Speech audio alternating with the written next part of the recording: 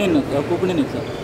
हांगासर Goa badminton association आपल्या 60th एनिवर्सरीच्या निमित्तान जे west zone interstate badminton championship जी ऑर्गनायज केला ताच्या खातीर गोवा बॅडमिंटन एसोसिएशन आणि वेस्ट झोन इंटरस्टेट बॅडमिंटन हांचे हांव खूब अभिनंदन करता.